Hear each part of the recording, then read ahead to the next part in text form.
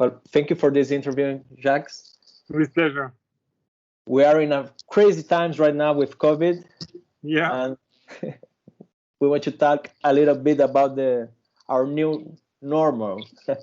Wow. And our COVID response.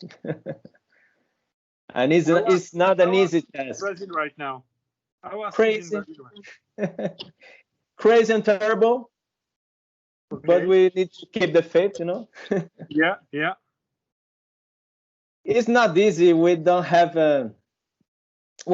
it's not easy for every government in the world right now, but in Brazil we think everything is slow. Yeah. For the COVID response. Yeah. Oh, it seems it's the every citizen in every country thinks everything is low, I believe. Yeah, for sure. But we are the second in cases in the world right now. So yeah, with the US, I saw that. Yeah, that's yeah. Is it that the country is testing much, or is it more, or is it that there are really more cases? We're testing more. That's true. But I think we have at least 10 times more than the official numbers. Yeah. Okay. At least in my personal opinion, but okay. It's not easy. Let's cross fingers. Mm-hmm. Talking about media and entertainment I think it's a great time because everybody's consuming more and more video in every platform as possible. Yeah. So I think it's a huge challenge for the cable operators and for broadcasters to take this opportunity and to deliver more media to their customers as well. Yeah. And the great question is how they will increase their business after the COVID. Yeah. I think you're right. You're talking about the new normal, the new abnormal, the new whatever, but one thing is true, as you said, more and more people consume more and more content. It's because they spend more time at home, or because they have more free time, or because the kids need more content, Yeah. And at the same time we see this explosion of content, but on the other hand we see more and more customers that don't pay the bill, or more and more platforms that lower the paywall, which creates stress on the cash side and on the revenue side. And that's the whole paradox of this situation where the business couldn't be better, but on the other hand, it's really difficult on the revenue side because media and entertainment is a good of first necessity, as we would say in French, and it's really difficult to have people pay for that in a tough economic situation, especially when government, I don't know exactly how it is in Brazil, but I heard some government that asked the providers to have the service delivered for free. And so that's right. I think in this context, it's also, in my opinion, a big stress test on the operators and a big stress test on the capability of their organization to deliver. And that's for me very, very, very, very clear. And we see that with a lot of customers reaching out to us. How can you help us in this situation? How can we be more efficient? How can we better use our data? And how can we have real bottom line impact, because that's what's really important.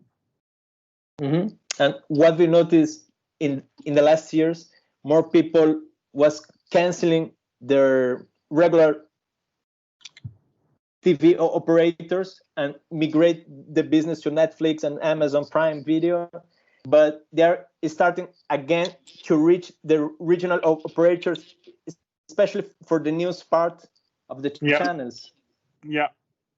Yeah, and it's also, it depends. Some pay TV operators are also cable operators, and so in this case, when you pay for the internet for the internet access, you can also consume the TV, and often the TV is not much more expensive than just the pure internet offer. Yeah, that's true. That's also a competitive advantage of the operators, It's maybe also that in the end, Netflix has a catalog, and when you went around the catalog, waiting for the next show, but you need something else, and sometimes that way also the catalog of pay TV operators is often much deeper, much larger, and so that can also explain why there is this trend to go back to I would say the roots. Yeah, and the other challenge is that we didn't have the cinemas available anymore. Exactly. So the pay TV and video on demand are the only safe option for everyone right now. Yeah, it's a good way to consume the latest movies. And also in the entertainment and streaming, people are buying more internet capability to use video games at home. Yeah. What we have seen is, you're right. It's video game. It's also the conference for the Zoom calls for work sometimes. But it's also, and we have seen that a lot, a lot of kids movies.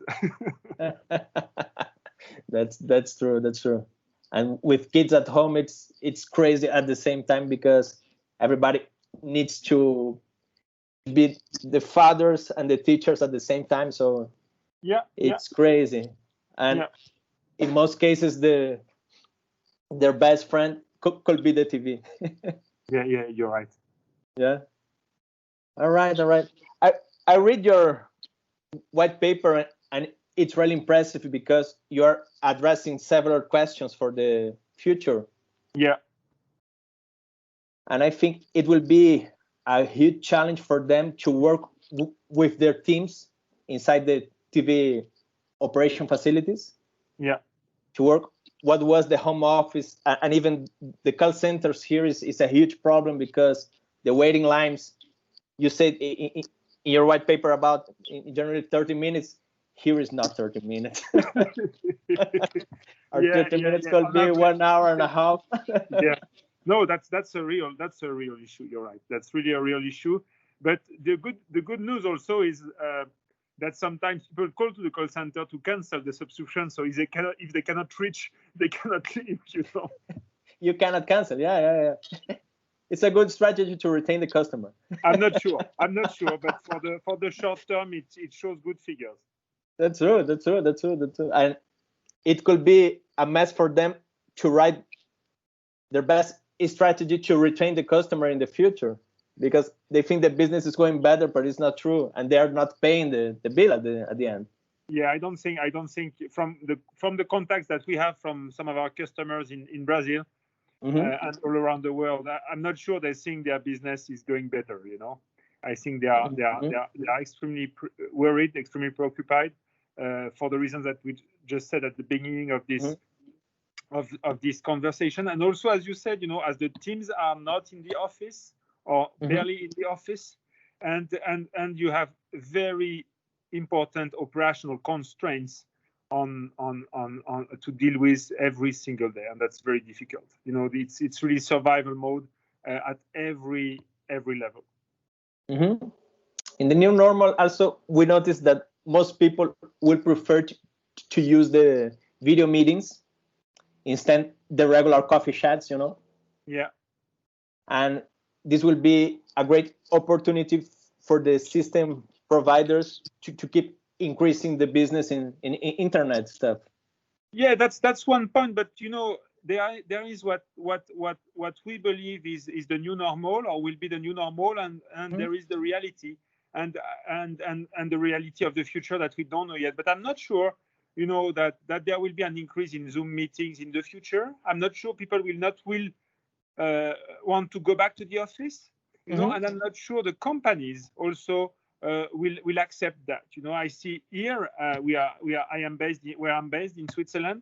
I ask my team to come back to the office. I ask them because we are working in innovation. We are building solutions for tomorrow. And the discussion and the coffee machine discussions are extremely important. And for sure. Than pinging someone in Zoom. And so that's why it's I think for running business day to day, Teams is very good, or Teams or Zoom or whatever. For creating new organization, new ways of working, like our operators, our customers need to do. You know, it's I think working from home had a level of complexity. You know. Yeah. The thing is, you're right.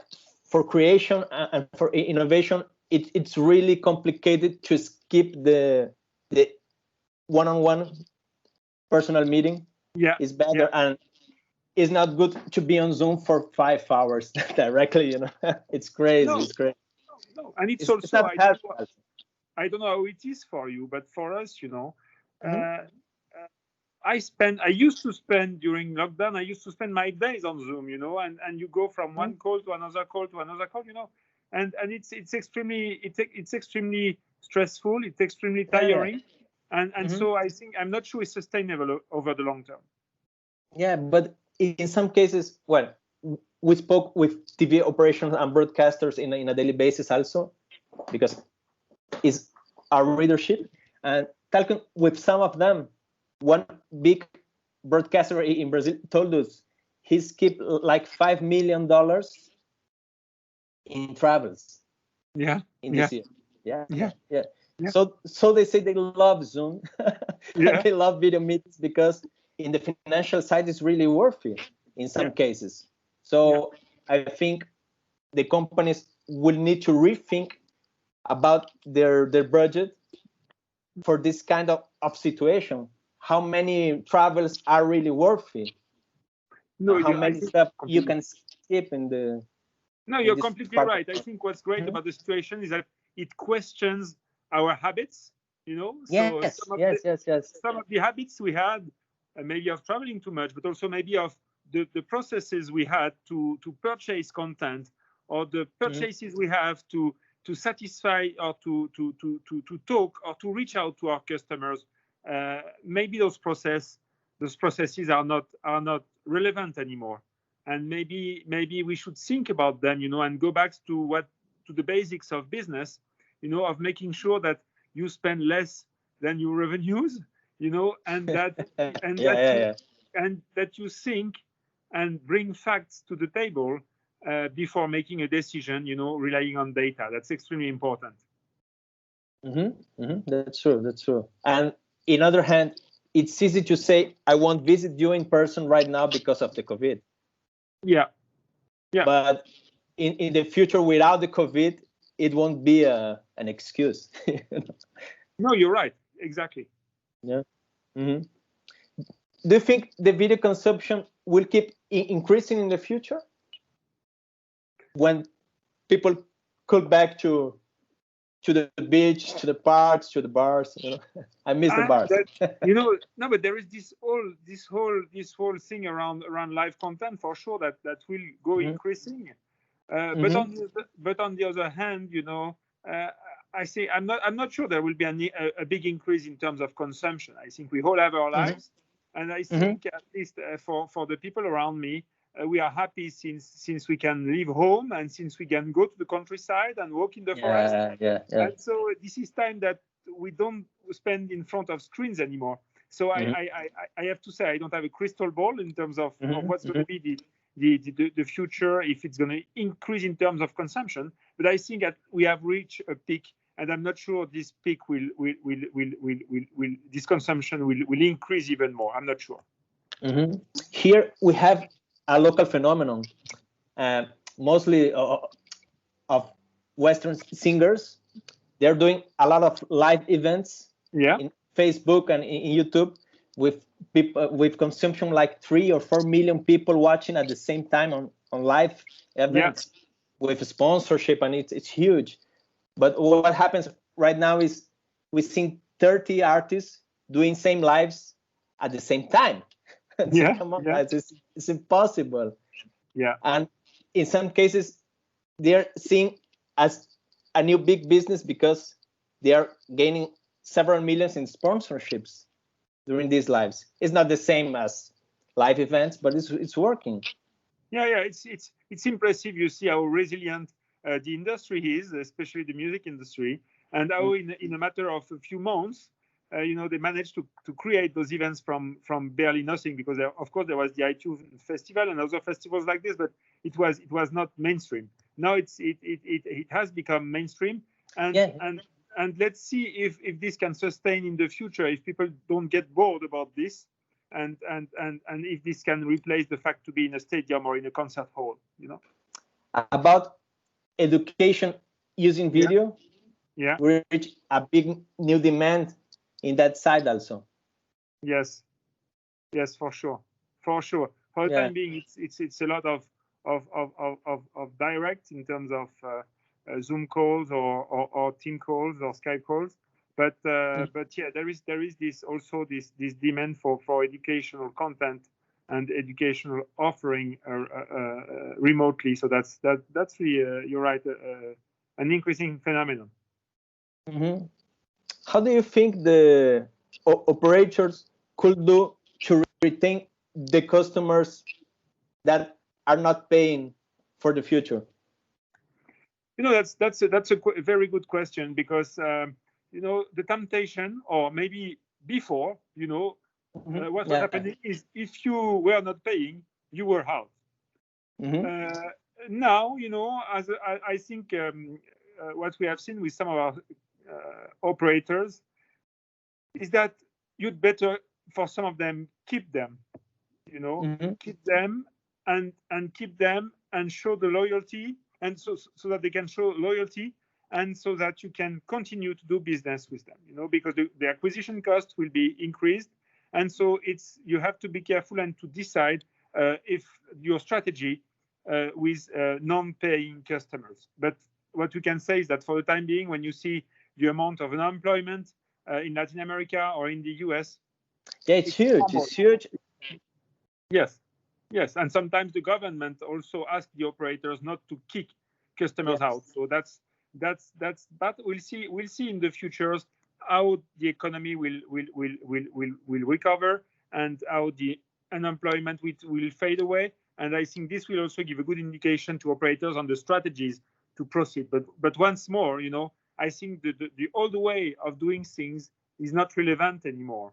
And the data that were used to make decisions before are not the ones that need to be used today to make those decisions. So that's really what's, for me, extremely fascinating, and where I spend a lot of my time, is understanding, on what is relevant now to make decisions, and not to bring some outdated experience to the table, but really look at reality as it is right now, and not as a fantasy about either the old normal or the new normal or whatever you want. Yeah, that's true. I think we have a good opportunity to start business again and to try new strategies. Yeah. And the old strategies won't work anymore, because we are more on the human side of the business right now, and on everywhere. Yeah, exactly. All right, Jacques. I think is it for us, and it was great to have you on board with us in this opportunity for this interview.